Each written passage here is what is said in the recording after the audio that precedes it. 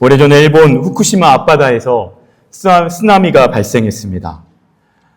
쓰나미가 발생하자 자연스럽게 주변에 있는 대부분의 마을들이요, 어마어마한 피해를 받게 되었습니다. 대부분의 집들이 다 잠기게 되었고 수많은 인명피해를 낳게 되었습니다. 그렇게 대부분의 마을들이 너무나도 처참하게 피해를 당해서 안타까운 현실 가운데 있는데, 신기할 정도로 한 마을만큼은 너무나도 잘 보존되어 있었습니다. 이상이 없었습니다.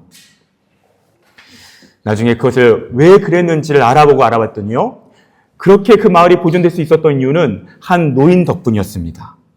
한 어르신께서 이 마을에 방파제를 설치하는데, 이전에 쓰나미로 인해서 이 마을이 어떻게 피해를 입었는지 생생히 기억하면서 방파제를 쌓을 때 일반적으로 사람들이 가지고 있는 그 높이보다 훨씬 높이 쌓아야 한다고 아주 강하게 주장하기 시작했습니다. 처음에는 마을 사람들이요, 반대하다가 이 어르신의 간절한 바람대로 결국에는 그렇게 방파제를 쌓았습니다. 그리고 그 덕분에, 한 노인의 귀한 지혜 덕분에 그 마을은 무사할 수 있었습니다.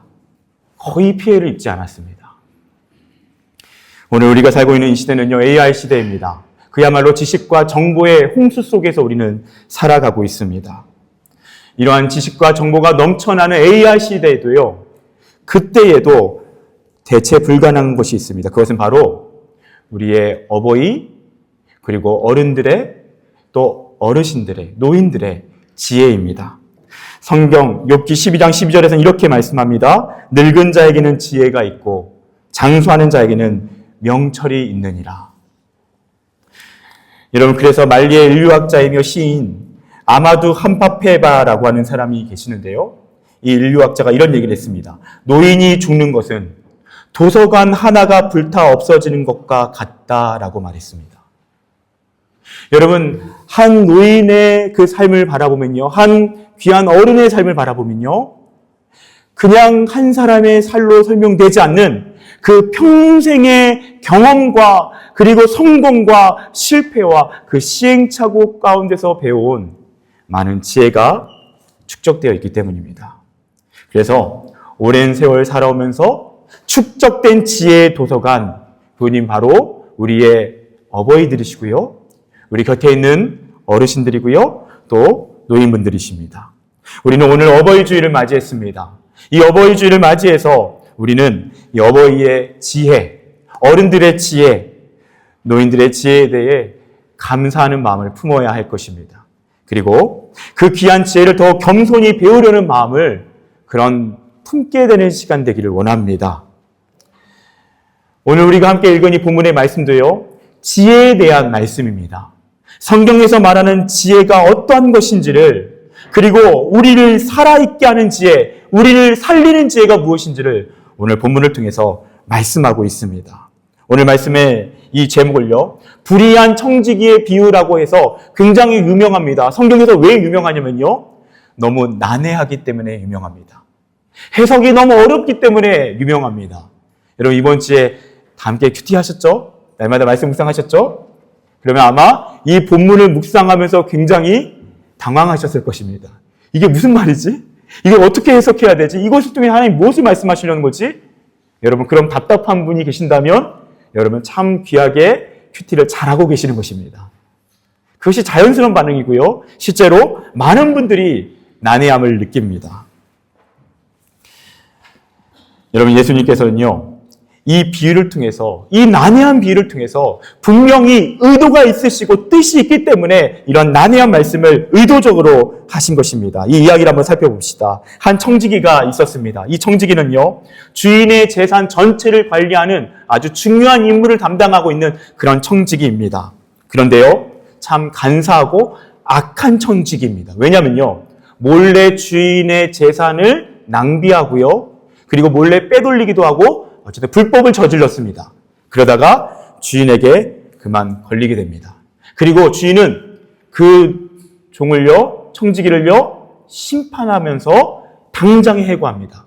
그리고 너에게 마지막 기한을 줄 테니 지금까지 해왔던 것들에 대해서 결산을 해놓으라고 이야기하는 것입니다.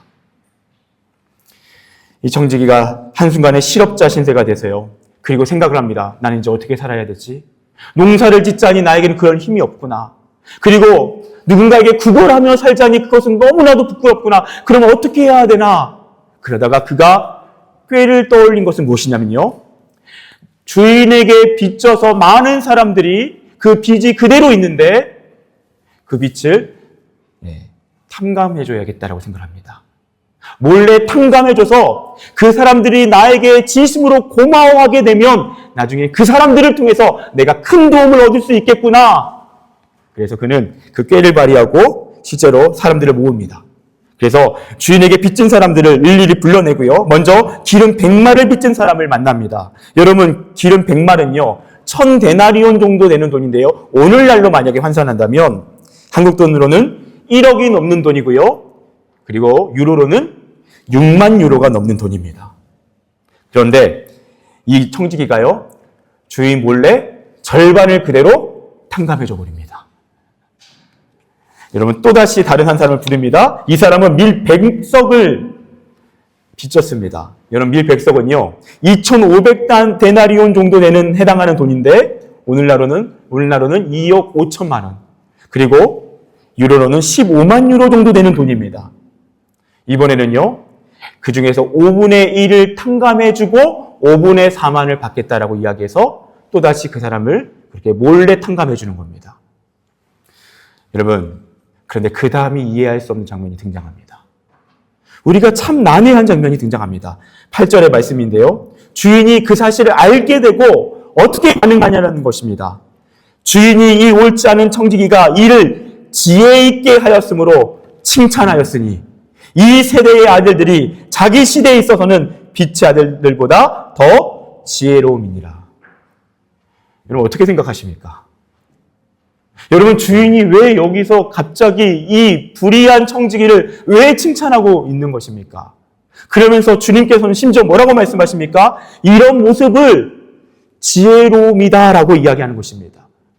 그 주인은 그 청지기가 지혜 있었다라고 칭찬하고요. 주님께서도 그 지혜로움을 우리가 배워야 한다고 말씀하시는 것입니다. 여러분, 어떻게 해석해야 됩니까?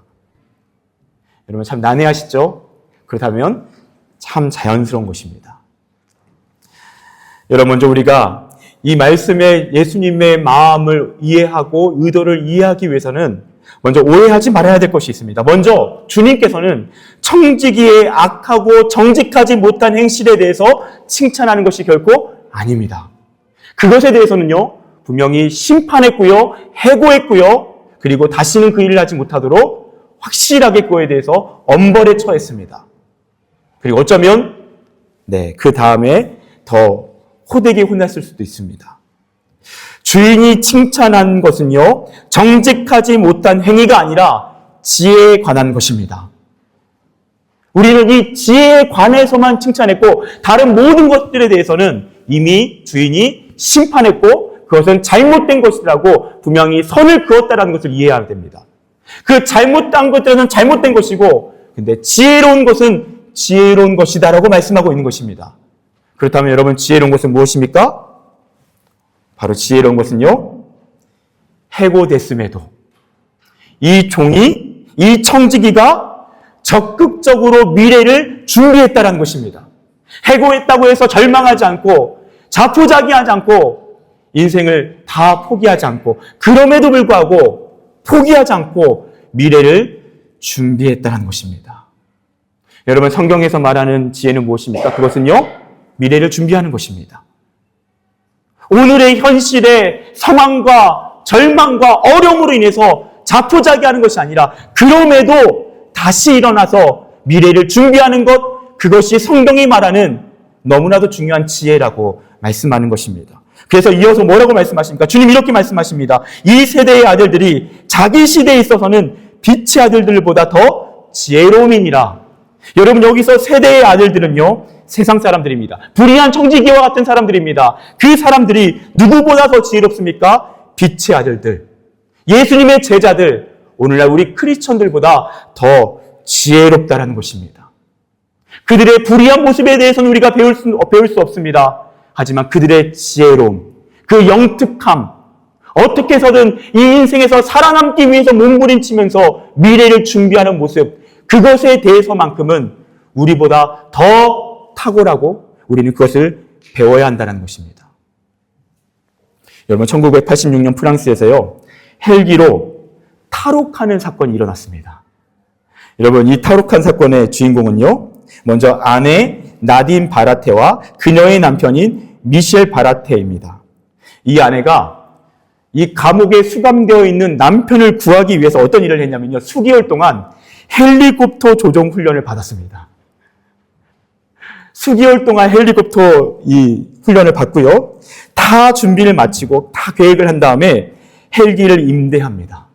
그리고 직접 몰고 리옹 근처 생폴 감옥 상공으로 날아갑니다. 그리고 어떻게 되는지 아십니까? 계획한 대로 남편 미셸을 헬기에 태워서 탈옥에 성공합니다. 하지만 물론 얼마 못 가서 그들은 경찰에 체포하게 되고요, 감옥에 갇히게 됩니다. 최근에 이 기사가 사람들에게 공유된 적이 있는데요, 그것에 대한 댓글이 참 재밌습니다. 어떤 사람은요, 가장 낭만적인 탈옥 사건이다라고 얘기하고요, 어떤 사람은 이 정도 노력이면 남편 석방해야 한다 이렇게 얘기하기도 하고요, 사랑이 법을 이겼네. 또 어떤 사람은 찐 사랑 이렇게도 남겼습니다. 여러분, 어떻게 생각하십니까? 여러분, 대부분 사람들의 공통적으로 이야기하는 것은요, 어떤 거냐면요, 잘못된 행동이라는 것입니다. 그것은 분명 잘못된 행동인 것입니다. 그런데 그 아내의 그 마음, 어떻게 해서든 남편을 도와주고 싶어하는 그 마음에 대해서만큼은, 그 로맨티스트의 그 순수한 만큼은 우리를 좀 부끄럽게 한다라는 것입니다. 여러분, 주님이 오늘 이 비유를 사용하신 것은요, 이 극단적이고 어떻게 보면 난해하기까지 여겨지는 이 비유를 우리에게 소개하신 이유는요, 너희들이 세상 사람들을 쉽게 무시할 수 있지만, 그것을 그냥 잘못된 사람들이라고 함부로 단언할 수 있지만, 그들에게도 배워야 한다는 것입니다. 그 배워야 하는 핵심은 바로 그 지혜라는 것입니다. 여러분, 예수님은 뭐라고 말씀하셨습니까? 모든 그리스도인들 향해 너희는 뱀같이 지혜롭고 비둘기같이 순결하라고 말씀하셨습니다. 여러분, 우리는요, 비둘기같이 순결해야 된다는 것을 잘 알고 있습니다. 근데 우리가 무엇을 놓칩니까? 뱀같이 지혜로워야 한다는 것을 놓칩니다. 여러분, 뱀 같다는 것은 어떤 의미죠? 성경에서 말하는 뱀은요, 사실 사탄을 상징합니다. 우리가 잘 아는 것처럼 창세기 3장에서 뱀이 아담과 하와를 유혹하지 않습니까? 뱀은 사탄에 대한 상징입니다. 예수님 우리에게 심지어 사탄처럼 너희들이 지혜로워야 한다라고 말씀하시는 것입니다. 너희들이 세상 사람처럼 지혜로워서 순결한 것만으로는 안 되고 거룩한 것만으로는 안 되고 지혜롭게 세상 가운데 하나님의 나라와 영광을 위해 살아가야 한다라고 말씀하시는 것입니다. 오늘 우리는 이 말씀을 통해서, 이 불의한 청지기를 통해서 그 악한 모습을 배워서는 안 되지만 미래를 준비하는 지혜로움, 그 인생을 자포자기하지 않고 다시 일어나 어떻게 해서든 삶을 살아내고자 하는 그 미래를 준비하는 자세, 그 지혜에 대해서는 배우는 저와 여러분 되시기를 축복합니다. 그것이 오늘 말씀에서의 지혜인 것입니다. 이어서 9절 말씀을 한번 읽어보기 원하는데요, 우리 9절 말씀도 한번 다 같이 이번에는 각자 찾아보고 읽도록 하겠습니다. 함께 읽겠습니다. 시작. 내가 너에게 말하노니 불의의 재물로 친구를 사귀라. 그리하면 그 재물이 없어질 때에 그들이 너희를 영주할 처소로 영접하리라. 여러분, 이 말씀도요, 참 난해하게 느껴집니다. 불의한 재물, 잘못된 재물로 친구를 사귀라고요? 이게 무슨 말이죠? 여러분, 그걸 이해하기 위해서는 조금 더 이 불의하다라고 하는 단어를 주목해 볼 필요가 있는데요, 이 불의하다라는 단어는요, 그 당시 고대에 사용되었던 헬라어의 용례를 살펴보다 보면요, 어떤 뜻을 가지고 있냐면 불의하다라는 뜻뿐만 아니라 세속적이다라는 뜻을 가지고 있습니다. 그리고 세상의 것이다라는 의미를 가지고 있습니다. 그래서 극단적인 금욕주의자 눈으로 바라볼 때는 세속적인 것이 불의하다라고 치부하기 때문에 그런 식으로 그 단어가 사용되기도 했던 것입니다. 그렇다면 오늘 이 단어는요, 어떻게 해석할 수 있냐면 세상의 재물로 친구를 사귀라라고 번역할 수 있습니다. 그리고 사귀라라고 하는 단어는요, 또 어떤 뜻을 가지냐면 구제하다, 섬기다, 심지어 예수님께서 인간을 구원하시는 과정을 담고 있는 단어입니다. 그래서 구원하다라는 의미까지도 담겨 있는 것입니다. 그럼 어떤 의미입니까? 하나님이 우리에게 허락하신 세상의 재물을 가지고요, 다른 어떠한 것보다 무엇을 의미 있게 사용해야 된다고요? 그 돈을 가지고 친구, 이웃, 누군가를 도와주고 섬겨주고 살리는데 그 물질을 사용하는 것, 그것이 지혜로운 것이다라는 것입니다. 왜 지혜롭습니까? 그것은 심지어 우리가 영주할 처소, 우리가 영원히 살아갈 영원한 나라 천국에 이르기까지 우리에게 복이 되는 것이기 때문입니다. 왜냐? 우리가 도와줬던 그 사람들이 그 나라에서 우리를 영접하면서 이 사람은 나를 도와준 사람입니다. 하나님 앞에서 우리를 그렇게 증인이 되어줄 사람들이기 때문입니다. 그래서요, 영혼을 위해 살아가는 것, 영혼을 위해서 우리에게 주어진 세상의 재물을 사용하는 것, 그것보다 지혜롭고 의미 있고 실제적인 것은 없다라고 오늘 말씀하고 있는 것입니다. 여러분, 이어서 등장하는 10절과 12절 말씀은 계속해서 돈에 대해서 얘기합니다. 이 돈에 대한 말씀을요, 쉽게 이렇게 생각하시면 됩니다. 한국의 속담에 하나를 보면 열을 난다는 의미가 있죠. 그 사람이 작은 것, 곧 이 땅의 세상의 재물을 사용하는 것을 보면요, 그 사람의 열을 알 수 있다는 것입니다. 그 사람의 중심이 무엇인지, 그 사람의 가장 우선순위로 두고 있는 것이 무엇인지, 신앙 상태가 무엇인지를 다 알 수 있다는 것입니다. 그러면서 결정적으로 이렇게 말씀하십니다. 너희는 하나님과 재물을 겸하여 섬길 수 없느니라. 여러분, 이 말씀은요, 사실 굉장히 신성모독적인 발언입니다. 예수님이 말씀하셨기 때문에 다행인 것입니다. 왠지 아십니까? 하나님과 재물을 동등한 위치에 비교하고 사람들이 선택할 수 있다는 듯이 말씀하고 계시기 때문입니다. 근데 그것은요, 철저한 예수님의 의도입니다. 왠지 아십니까? 하나님과 돈은요, 라이벌 구도로 놓을 수 있을 만큼 우리의 영혼을 사로잡을 수 있는 우상이기 때문입니다. 성경에 많은 것들이 우상으로 등장할 수 있지만 그 우상의 근원은 결국에는 재물이라고 말씀하시는 것입니다. 돈이라고 말씀하는 것입니다. 사람은 돈을 위해서는 수단과 방법을 가리지 않고 모든 것을 버립니다. 돈을 위해서라면 오늘날 어떠한 잔인한 선택도 악한 행동도 가능합니다. 그 이유는 돈이 그 어떤 것보다 사람을 사로잡고 있는 치명적인 우리의 유혹이 될 수 있기 때문입니다. 돈 자체는 잘못된 것이 아니지만 돈에 대한 탐욕을 다루지 않으면, 심지어 하나님 위에서 군림하여 하나님의 노릇을 하는 것이 돈이 될 수 있기 때문입니다. 그래서 여러분, 존 웨슬리 목사님은요, 다음과 같이 말했습니다. 사람만 거듭난 것이 아니라 지갑도 거듭나야 합니다. 당신의 지갑이 회개하지 않으면 당신은 진정으로 회개한 것이 아닙니다. 여러분, 이것이 예수님이 우리에게 재물을 가지고 말씀하시는 내용입니다. 재물을 보면, 우리가 사용하는 돈을 보면 우리가 어떤 사람인지 분명히 알 수 있습니다. 최소한의 생활 필수, 소비 내용을 제외하고요, 우리가 가장 많은 돈을 사용하는 것, 그것은요, 우리 인생에 우리가 가장 사랑하는 것일 것입니다. 그것이 우리 인생의 우선순위가 되고요, 그것이 우리의 중심이 됩니다. 만약 어떤 사람이 정말로 하나님이 기뻐하시고 누군가를 섬기고 또 가난한 자를 품는데 귀한 물질을 기쁨으로 사용한다면 그 사람의 중심은 하나님의 나라일 것입니다. 하나님의 기쁨일 것입니다. 또 어떤 사람은요, 여행을 하는데 가장 많은 돈을 사용한다면 그 사람의 우선순위는 여행입니다. 옷을 사는데 가장 많은 돈을 사용한다면 옷이 그 사람의 인생의 우선순위입니다. 먹을 때 가장 많은 돈을 사용한다면 그 먹는 기쁨이 그 인생의 우선순위입니다. 주님께서는요, 그 재물을 통해서, 우리의 돈을 통해서 우리의 신앙을 점검해 보라고 말씀하십니다. 그리고 그 재물이 우리가 지혜로운 사람인지 아닌지를 알려준다고 말씀하십니다. 그 지혜로, 그 물질로 미래를 준비하며 특별히 영원한 나라에서 영원히 누리게 될 영광을 바라보는 사람, 그 사람이 진짜 지혜로운 사람이라는 것입니다. 여러분, 학문 분야 중에 죽음학이라고 하는 분야가 있다는 거 여러분 혹시 아십니까? 여러분, 인간의 죽음에 대해서 학문적인 방법론으로 연구하는 분야입니다. 근데 이 분야가 참 재밌습니다. 원래는 사후세계가 있다고 하면요, 조롱거리로 여겨지는 그런 분야였습니다.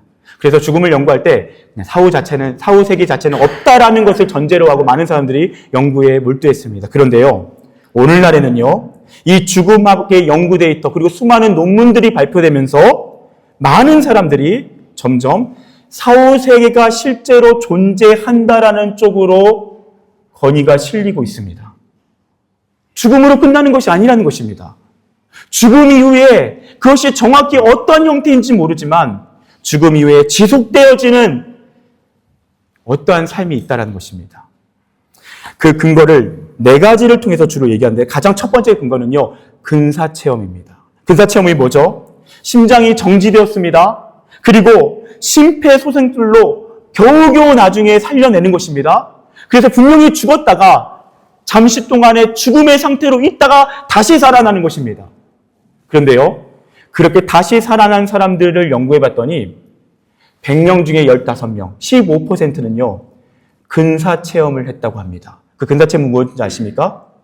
죽음 이후로 끝난 것이 아니라 나의 육체는 분명히 죽어서 방치되어 있고 사람들이 살리고 있고 자신의 의식은 빠져나와서 수술대 위에서 그 의식이 존재하는 형태로 자신의 모든 것을 보고 있었다는 것입니다. 그리고 더 어떤 사람은요, 그 이후에 어떤 빛의 세계로 빨려 들어가기도 했고요, 또는 어떤 영적인 신비한 체험을 했다는 많은 증언들이 등장합니다. 한 의사가요, 실제로 있었던 이야기입니다. 미국의 한 병원에 한 백인 의사가 한국인 여자 의사를 굉장히 무시했습니다. 좀 인종차별적인 그런 마음을 가진 사람이었다고 합니다. 근데 그 백인 의사가 갑자기 심장마비가 와서 쓰러져서 심장이 멎게 됩니다. 그래서 수많은 의사들이 달려들어서 인공호흡을 합니다. 하다가 안 되니까요, 대부분 포기했습니다. 그런데 이 백인 의사가 괴롭혔던 그 동양인 여자 의사가요, 끝까지 포기하지 않고 50분 동안 인공호흡을 하면서 결국 살려낸 것입니다. 그 의사가 일어나자마자 뭐라고 얘기하냐면, 저는 다 봤습니다. 저는 죽은 육체가 이렇게 있었고 저의 의식은 떠돌아서 이 모든 광경을 보고 있었습니다. 당신이 저를 살려주셨군요. 그 이후로요, 완전히 태도가 달라져서 이 여자 의사를 정말 사랑하고 극진하게 감사의 마음을 표현했다고 하는 것입니다. 이것이 죽음학의 연구 안에서 등장하는 내용들입니다. 그래서 서울대학교에 이 죽음학의 권위자가 계시는데요, 정현재 교수님이라고 하는 명예 교수님이 계십니다. 그분은 죽음에 대해서 이렇게 얘기합니다. 죽음은 소멸이 아닌 옮겨감입니다. 죽음은 소멸이 아닌 옮겨감입니다. 물론 죽음학에서는 그 이후에 정확히 어떻게 된다는 것에 대해서는 명확하게 이야기할 수 없습니다. 너무 다양한 사례가 있기 때문입니다. 근데 확실한 것은 수많은 죽음학을 세상의 방법론으로, 이성의 눈으로, 논리로, 그리고 실제적인 사례로 연구한 수많은 전문가들이 발표하는 것은 죽음 이후에 소멸이 아닌 옮겨감이었다는 것입니다. 여러분, 최근에요, 규장의 대표이신, 기독교 출판사 규장의 대표이신 여진구 대표라는 분이 계십니다. 이분이 2013년에 갑자기 심경근색으로 쓰러지게 되십니다. 전기 충격기로 20번이 넘는 시도 끝에 겨우겨우 다시 살아납니다. 근데요, 이 과정 속에서 이분이 특별한 영적인 체험을 했다는 것을 이야기합니다. 자신의 몸은 그대로 죽어 있었고요, 자신의 영혼은 어딘가로 이끌려갔습니다. 그리고 누군가에 의해서 하나님께로 인도함 받는다라는 것을 본능적으로 알 수 있었습니다. 그래서 그가 그 순간에 너무나도 궁금해서 그 누군가에게 묻습니다. 하나님 앞에 설게 되면 하나님이 저에게 무엇을 물으실까요? 제가 그 대답을 해야 될 것 같은데 좀 알려주십시오. 그러자 그 누군가가 이렇게 이야기했다고 합니다. 너는 얼마나 사랑하다 왔느냐? 너는 얼마나 사랑하다 왔느냐? 여러분, 이 한 사람의 체험을 가지고 모든 것을 다 설명할 수는 없지만요. 어떻게 보면 성경의 일맥상통한 메시지, 사랑. 사랑으로 섬기는 삶.